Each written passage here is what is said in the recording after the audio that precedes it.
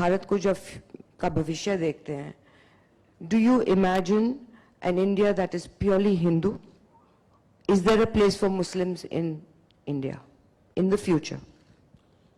ये सवाल उन लोगों की समस्या है कि जो हिंदू और हिंदुत्व को जानते नहीं है। अब देखिए, हिंदुत्व की फिलॉसफी क्या है? वो कहता है एकम सत विप्राह बहुधा वदंती।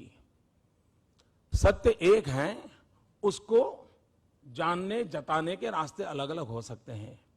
दुनिया में अकेला हिंदू ऐसा कहता है कि गॉड इज वन। कभी हिंदू ये नहीं कहता है मुसलमान का भगवान, ईसाई का भगवान, सिख का भगवान, ये नहीं कहता। वो कहता है गॉड इज वन, और वो कहता है भक्त वैसा भगवान। अगर भक्त पहलवान है तो भगवान हनुमान है। जहां पर यह फिलोसॉफी पनपी हो, वहां पर यह सवाल उठने का कारण यह है कि उस हिंदुत्व को हम समझे नहीं है। दुनिया में कोई ऐसी घटना नहीं है। आप देखिए, इजराइल का एक ऑफिशियल बुक है, इजराइल का ऑफिशियल बुक है। उसने ये कहा है कि कोई ये ना समझे कि हमें सिर्फ जर्मनी में हम पर अत्याचार हुए थे। 2500 साल में हम दुनिया में जहां जहां गए, हर जाति ने हर कहीं किसी मौके पर हम पर जुल्म किया था, कम अधिक मात्रा में। लेकिन अगर कोई दुनिया में अपवाद था, अकेला हिंदुस्तान था जहां पर हमें 2500 साल के इतिहास में कोई कष्ट नहीं हुआ। हिंदुस्तान ऐसा है, जब पारसी हिंदुस्तान में आए तब गुजरात के किनारे पर राजाओं बसते थे।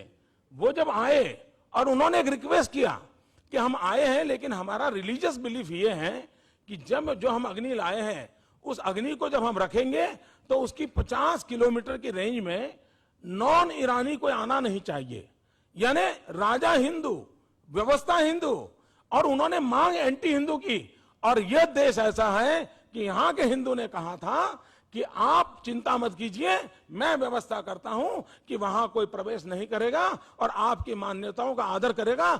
और मैं आपको बताता हूं विश्वास के साथ, आज जो दुनिया टेररिज्म के कारण संकट में आई है, उसका और उसमें जो इमोशनल ब्लैकमेलिंग हो रहा है, मैं नहीं कहता उसमें इमोशनल सपोर्ट है कि नहीं, लेकिन जो इमोशनल ब्लैकमेलिंग हो रहा है और उसमें रिलीजन का काफी उपयोग हो रहा है, और उसका मूल कारण है होलियर देन दाउ। तेरे संप्रदाय से मेरा संप्रदाय ऊंचा है। ये जब भाव जगता है तब कॉन्फ्लिक्ट पैदा होता है, और वो कॉन्फ्लिक्ट आतंकवाद तक की सीमाओं चला जाता है। अगर कोई कहता है हिंदू ही हैं जो सर्वसमावेशक हैं, जो कहता है आप जिस भगवान को मानते हो विश्वास से मानिए, आपको परमात्मा प्राप्त होगा। आप जिस किताब को मानते हो विश्वास से मानिए, आपको प्राप्त होगा। यह मूलतः हिंदू फिलोसॉफी है। अगर इसको अगर नहीं समझते हैं और उसके कारण उसको ही क्वेश्चन कर देते हैं, तो मैं समझता हूं समस्या पैदा होती है।